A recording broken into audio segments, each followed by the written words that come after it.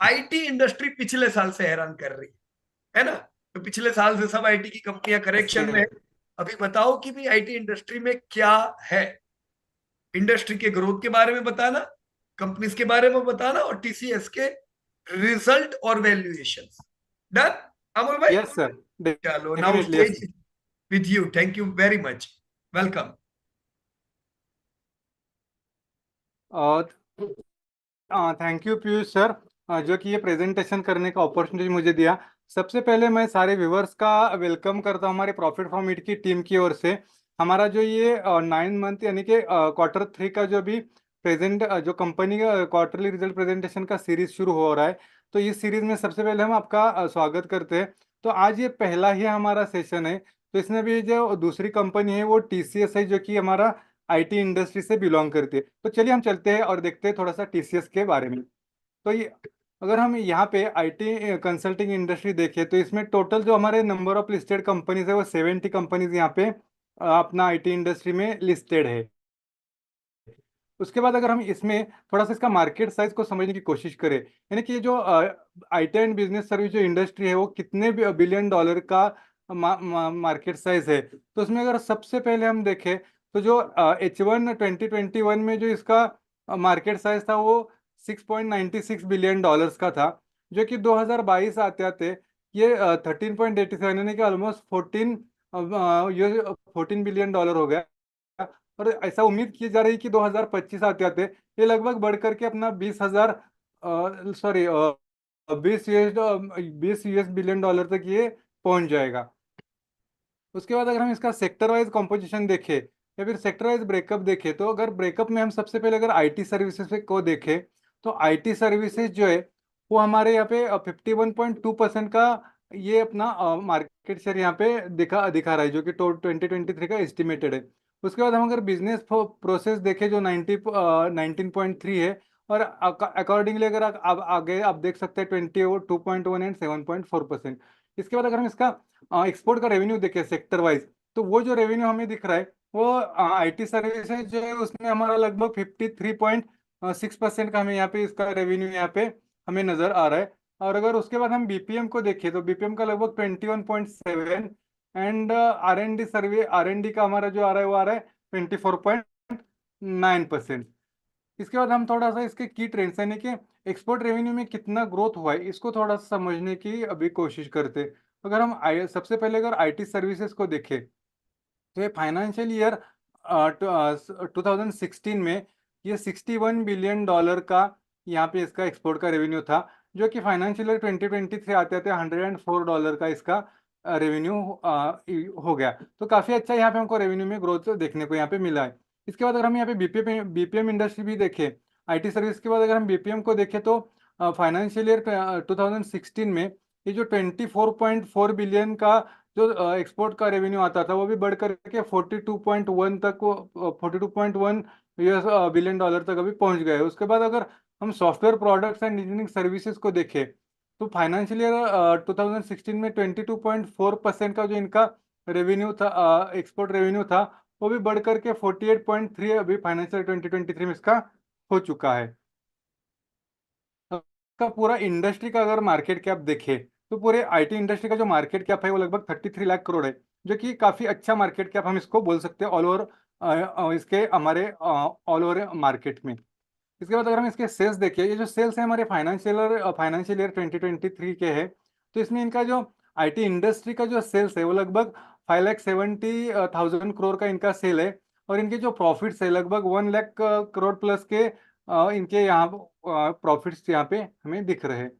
उसके बाद अगर हम इसकी ग्रोथ को समझने जाए, तो पिछले 20 सालों में आईटी इंडस्ट्री ने जो ग्रोथ की है वो लगभग 20% का यहाँ पे उसने ग्रोथ किया है। और आने वाले अगले 15 सालों में हम इसमें 12 से 15% का ग्रोथ का यहाँ पे उम्मीद कर रहे हैं। अभी हम थोड़ा सा इसका आईटी इंडस्ट्री का डेटा देखने की कोशिश करते हैं। तो सबसे पहले हम इसका मार्केट कैप देखते हैं। अभी जो total market cap IT industry का है, जो जैसे हमने पहले देखा टोटल 33 लाख करोड़ है, उसमें अगर हम देखें तो टीसीएस का वो लगभग 14 लाख करोड़ का तो मार्केट कैप खाली टीसीएस का ही है, जो कि 48.5% इसका कंट्रीब्यूट कर रहा है। जो कि टोटल लिस्टेड कंपनीज में पहले जो टोटल लिस्टेड कंपनीज है उसमें मार्केट कैप के जो है उसमें पहले 5 कंपनी के लिस्ट में इसका नंबर आता है। और उसके बाद अगर हम देखें तो सेकेंड हाईएस्ट मार्केट कैप जो आता है वो इन्फोसिस, और उसके बाद HCL टेक का यहाँ पे मार्केट कैप दिख रहा है। इसके बाद हम इसके सेल्स को देखें तो पूरा जो हमारा सेल्स है 5,70,00,000 करोड़ का, उसमें जो TCS का सेल है वो लगभग 1,91,000 करोड़ का है, जो कि पूरे सेल्स में 35.6% का कंट्रीब्यूशन हमें यहाँ पे दे रहा है। उसको फॉलो कर रहा है इन्फोसिस जो कि 22.6%, और HCL टेक, विप्रो लगभग 14+% का यहाँ पे हमें सेल्स का कंट्रीब्यूशन देता हुआ यहाँ पे दिख रहा है। इसके बाद अगर हम इसमें प्रॉफिट मार्जिन अगर देखें तो TCS का जो प्रॉफिट मार्जिन है वो 20% का है। उसके बाद इन्फी, अगर आप इस तरह से देख सकते हो, टाटा एलेक्सी 23%। तो इस तरह से हमारे यहाँ पे IT कंसल्टिंग इंडस्ट्री में प्रॉफिट मार्जिन भी यहाँ पे काफी हमें अच्छे यहाँ पे नजर आ रहे हैं।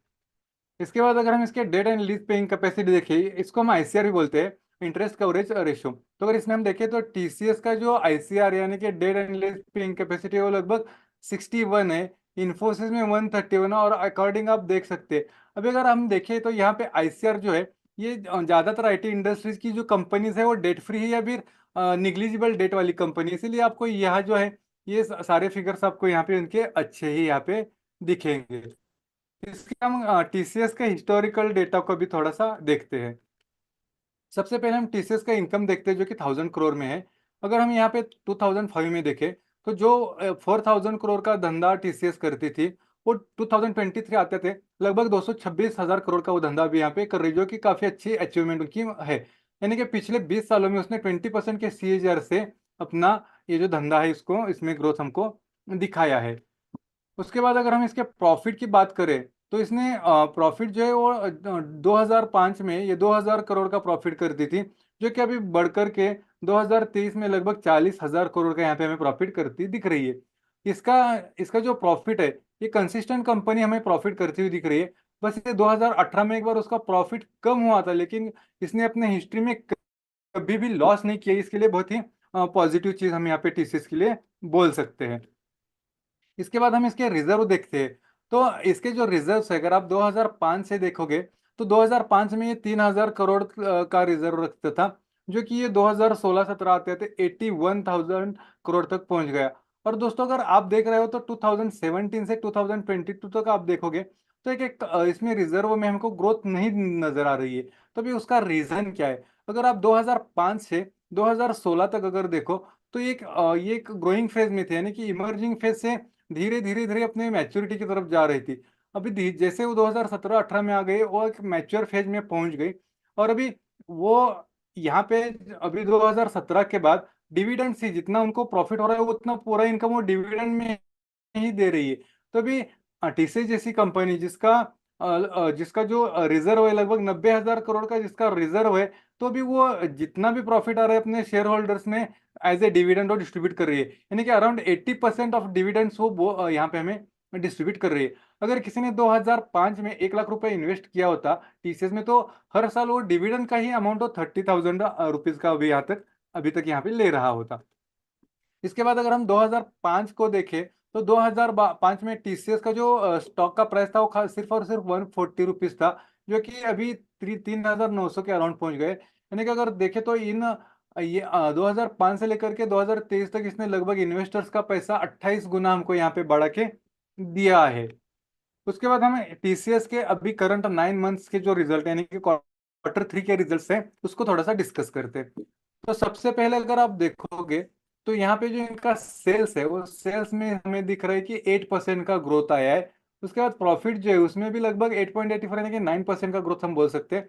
और मार्जिन जो है इनके वो मार्जिन जो है वो 14% यानी कि 14 BPS पॉइंट से इनके यहाँ पे प्रॉफिट्स बढ़े। और अगर हम इसके एट्रिशन देखें तो 13.30% है। दोस्तों एट्रिशन क्या होता है? तो IT इंडस्ट्री में जो है एक ट्रेंड है कि एक कंपनी से उनके एम्प्लॉय छोड़ के दूसरे कंपनी में जाते हैं, तो वो ना हो इसके लिए उनको सैलरी या फिर उनके जो पैकेजेस है वो थोड़ा सा बढ़ा के देना पड़ता है, तो उसको हम एट्रिशन बोलते हैं। तो वो एट्रिशन जो है एक समय लगभग 20% प्लस चला गया था, जो कि अभी धीरे धीरे कम होकर 13.30% तक आ रहा है। और अगर आप देखो तो अभी आईटी इंडस्ट्री में थोड़ा सा एम्प्लॉय कट भी चल रहा है। तो ऐसे कंडीशन में कोई जो ऑलरेडी जिस कंपनी में एम्प्लॉय है वो छोड़ के नई कंपनी में जाने के बारे में सोच ही नहीं सकता, क्योंकि ऑलरेडी उनको इसी कंपनी में हम जॉब पे रहेंगे नहीं रहेंगे उसका श्योरिटी नहीं है, तो चेंज करने का अभी तो फिलहाल में सोच नहीं सकते। अगर हम इसके सीसी ग्रोथ को समझे तो सीसी ग्रोथ 1.70% है। दोस्तों ये सीसी ग्रोथ होता क्या है? सीसी ग्रोथ यानी कि कांस्टेंट करेंसी ग्रोथ, यानी कि इनका जो ज्यादातर जो बिजनेस है वो हमारा डेवलप्ड इकोनॉमीज में आता है, जैसे यूएस हो गया, यूके हो गया, या फिर यूरोप हो गया। तो वहां से जो उनका इनकम आता है वो डॉलर में इनकम आता है, तो उसको हम सीसी ग्रोथ बोलते हैं। तो वो लगभग 1.70% है, जो कि अभी का क्वार्टर 3 में हमने जो विटनेस किया वो थोड़ा सा कम होके आया है। अभी हम थोड़ा इसके कुछ हाइलाइट्स अगर देखें, अगर याद होगा तो आईटी इंडस्ट्री में करेक्शन कब से स्टार्ट हुआ? तो जब से इसका एट्रिशन रेशियो बढ़ना शुरू हो गया, तब से आईटी इंडस्ट्री के स्टॉक्स में एक करेक्शन का फेज शुरू हो गया। यानी कि एक समय ऐसा आ गया था कि 20% प्लस का इनका एट्रिशन रेशियो हो गया था। तो इसकी वजह से वहां से आईटी इंडस्ट्री में करेक्शन हमारा हमको देखने को यहाँ पे मिला था। अगर हम यहाँ पे देखें तो एक समय ऐसा था कि आईटी इंडस्ट्री में बहुत हाई डिमांड था, तो उसकी वजह से हमने वहां पे ओवर रिक्रूटमेंट भी हमने यहाँ पे देखा था। अगर हम कुछ चीजें देखें, जैसे एक हायर एट्रिशन हो गया, फिर उसको फॉलो किया यूएस में जो स्लो डाउन आया उसके बाद, फिर और भी काफी सारे डेवलप्ड इकोनॉमीज में स्लो डाउन आ गया। तो इसकी वजह से जो हमारा ग्रोथ का एक्सपेक्टेशन था वो लो था, जो कि हमने पिछले पूरे साल हमने विटनेस किया। और अभी ये हमको 9 मंथ का जो अभी क्वार्टर 3 का रिजल्ट है उसमें भी क्लियरली हमको यहाँ पे दिख रहा है कि इसने यहाँ पे लो ग्रोथ ही अभी तक हमको यहाँ पे दिया है। अब एक बहुत इंपॉर्टेंट ये चीज है कि लास्ट ईयर जो था वो इंटरेस्ट रेट्स बढ़ रहे थे, इन्फ्लेशन भी बढ़ रहा था, लेकिन अभी इस साल ये उम्मीद है कि इंटरेस्ट रेट थोड़ा सा कट हो सकते। तो अगर इंटरेस्ट रेट्स कट होते तो हम थोड़ा सा इस साल पिछले साल के मुकाबले पिछले के मुकाबले कुछ अच्छे ग्रोथ की हम यहाँ पे उम्मीद कर सकते हैं। अभी अगर यहाँ पे हम अगर अच्छे ग्रोथ की उम्मीद कर रहे हैं तो इसका मतलब ये नहीं कि हमको बहुत ज्यादा बुलिश होना है, या ऐसा भी नहीं कि हमको बहुत ज्यादा निगेटिव होना है। तो हमको एक न्यूट्रल वहां पे हमको रहना है। तो अभी आईटी इंडस्ट्री के लिए पॉजिटिव चीजें कौन कौन सी है? तो सबसे पहले जो यूएस में थोड़ा सा रिकवरी आ रहा है वो, दूसरी बात है कि डिमांड इंक्रीज हो रहा है। और अगर हमने देखा तो पिछले कुछ समय से हम देख रहे हैं कि यूके में भी एक थोड़ा सा रिकवरी आना शुरू हो गया है। तो ये आईटी इंडस्ट्री के लिए काफी पॉजिटिव यहाँ पे हम चीजें बोल सकते हैं। इसके बाद अगर हम इसके कॉस्ट एनालिसिस को करने जाएंगे तो आईटी इंडस्ट्री में सबसे बड़ा कॉस्ट क्या होता है? तो उनके एम्प्लॉयज की सैलरी, जिसको हम एम्प्लॉय एक्सपेंसेस बेनिफिट बोलते हैं। तो ये पूरे उनके खर्चे में 77.40% का कंट्रीब्यूशन करता है। यानी कि अगर ये आईटी इंडस्ट्री की कोई भी कंपनी, जैसे यहाँ पे अगर हम टीसीएस ले ले, अगर 100 रुपया खर्चा करता है तो उसमें से लगभग 77 रुपीज ये एम्प्लॉय के सैलरी पे ही खर्च करता है। और अगर हम आईटी इंडस्ट्री देखें तो ये पूरी सर्विस बेस्ड इंडस्ट्री है, तो ये तो ब्रेन बेचती है, तो उनका पूरा जो खर्चा है वो तो उनका एम्प्लॉय पे ही होगा।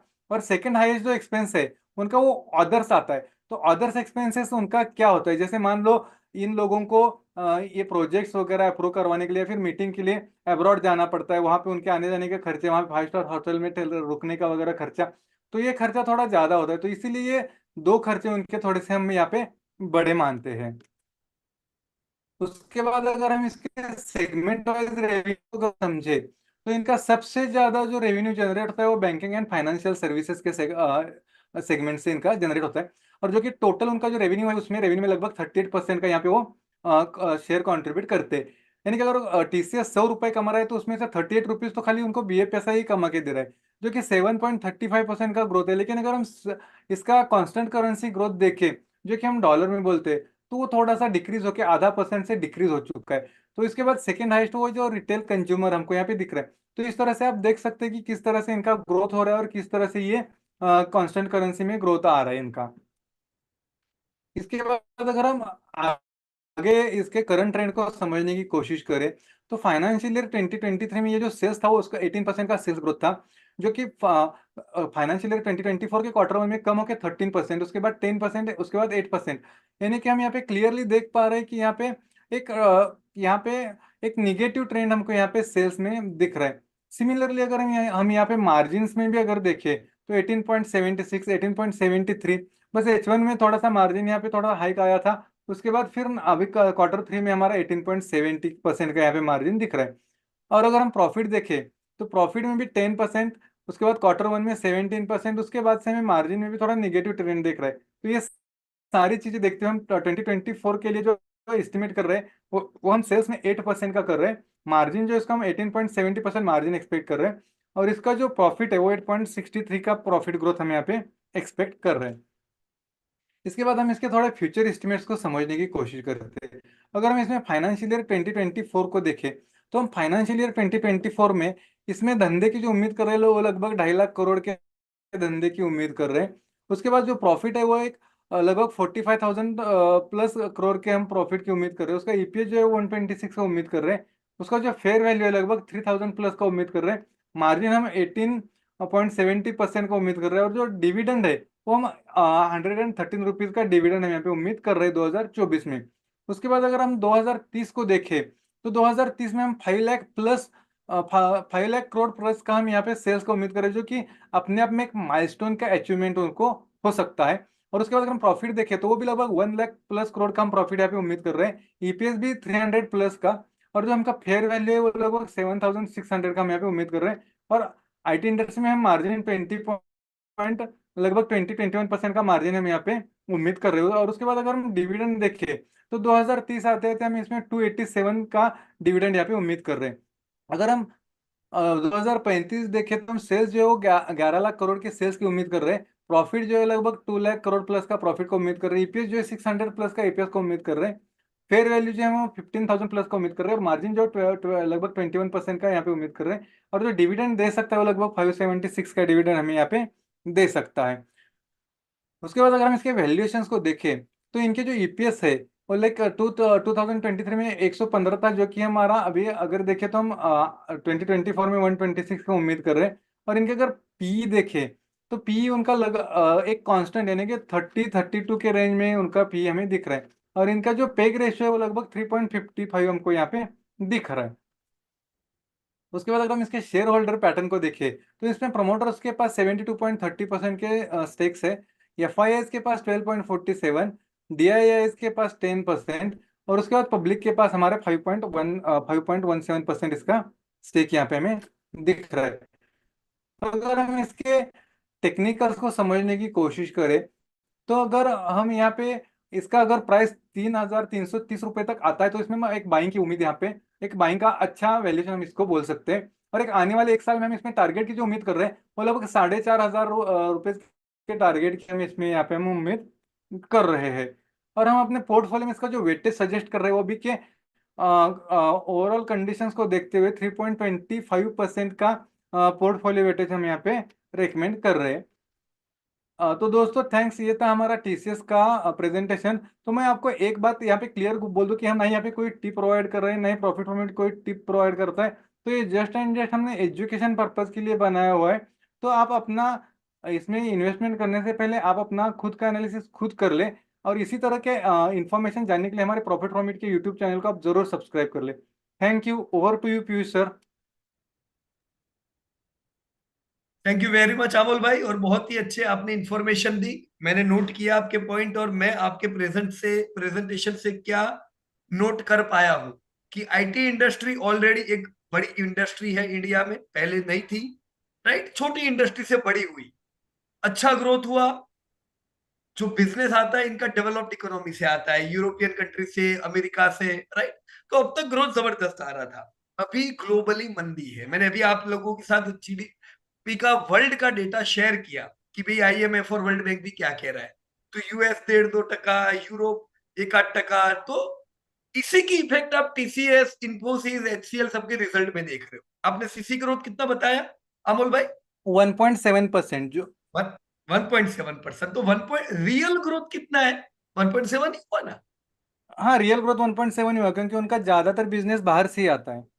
तो ये तो अब 8% ग्रोथ तो आपको रूपी वैल्यू में मिला है। पर हमें हकीकत भूलनी नहीं चाहिए कि असल ग्रोथ इनका 1.5% का है। राइट, तो ये पूरा रिफ्लेक्ट कर रहा है यूएस और यूरोप की इकोनॉमी को। तो हमें भी उम्मीद क्या रखनी चाहिए? देखो, अभी तक भी पिछला पूरा साल म्यूटेड इकोनॉमी रहा, आईटी के रिजल्ट भी ऐसे रहे, और टीसीएस करेक्शन में रहा। राइट, पॉजिटिविटी ये है कि यूएस ने सरप्राइज दिया है, राइट। यूएस के लास्ट क्वार्टर के जीडीपी डेटा अच्छे आए और अगले साल का भी वर्ल्ड बैंक ने एस्टिमेट सुधारा है। यस, आई रिपीट, यूएस का सुधारा है अगले साल का एस्टिमेट। तो इससे आईटी के इन्वेस्टर को उम्मीद है कि चलो पूरा साल हमने देखा, अगला साल हम अच्छा देखेंगे। बाकी करंट रिजल्ट जो है उसमें ग्रोथ इतना अच्छा नहीं है। चलो बुरा नहीं आया इस बार, पर ऐसा नहीं है कि बहुत इंप्रूवमेंट है, इंप्रूवमेंट की उम्मीद है, राइट। रिक्रूटमेंट कैसा हुआ? नहीं हुआ है। तो अब उम्मीद है कि भी चलो ग्रो यूएस की इकोनॉमी रिकवर होगी तो रिक्रूटमेंट भी बढ़ सकता है और आपके बिजनेस भी बढ़ सकते हैं। एज ए इन्वेस्टर मैं क्या करूं, राइट। एज ए इन्वेस्टर, आप लोग इन्वेस्टर हो, आपने निवेश किए हुए हैं, बने रहो। पूरा समय है, ये समय भी बीत जाएगा। क्या ये कंपनी लॉस करती है? क्या आपका डिविडेंड बंद हो गया? अच्छी कंपनी है, बने रहो, आप एसआईपी कंटिन्यू करो। जैसे ही डेवलप्ड इकोनॉमी सुधरेगी दोस्तों, आप यहाँ पे ग्रोथ बढ़िया देखोगे, right. So this was all which I noted from Amol Deshmukh data. तो मैं आप सबसे भी पूछना चाहूंगा दोस्तों, खास करके प्रधान भी जैसे मीटिंग में है, प्रधान भी के साथ अमोल भाई और इन सब का पूरा कोऑर्डिनेशन चल रहा था प्री रिसर्च, आपके साथ जो बात हुई उससे पहले, राइट। तो प्रधान भाई को मैं पूछना चाहूंगा, प्रधान भाई, अमोल भाई ने रिसर्च एनालिस्ट का एग्जाम क्लियर कर दिया है, अमोल भाई रिसर्च एनालिस्ट है। ये रिसर्च यस देख सर। के क्या लगता है आपको कि भाई स्टैम्प बराबर लगाया हुआ है कि नहीं है? स्टैम्प बराबर लगाया हुआ है, कंप्लीट स्टैम्प है। बहुत अच्छा अमोल। Thank you sir. इसी प्रकार से अच्छा ग्रोथ करना और आने वाले समय में और सर्टिफिकेशन क्लियर करते जाना, बराबर ना? Yes sir, definitely definitely. अब इन्वेस्टमेंट एडवाइजर भी क्लियर कर लो। Yes yes yes sir, yes sir. प्रधान भी और कोई इनपुट टीसीएस के ऊपर आपका है? मेरे से कुछ मिस हो गया हो? नहीं सर, सब इनपुट इसमें आ गए। ये सिर्फ जो मार्केट में जो रैली आई टीसीएस की या आईटी की, वो सिर्फ इसकी वजह से आई कि अब कुछ बुरा नहीं होगा। अच्छा बराबर, नहीं हुआ है, सिर्फ बुरा नहीं होगा इसलिए रैली आई है, सही और बात, कुछ नहीं है। राइट। यही वर्ल्ड बैंक के एस्टिमेट भी यही कह रहे हैं, चलो यूएस में रिकवरी है तो वो काम लगेगी, बराबर ना? या so great, thank you very much to Amol Deshmukh. और अब हम अगले पड़ाव पे जाते हैं। चलो, हमने आईटी इंडस्ट्री, हमने एसेट मैनेजमेंट इंडस्ट्री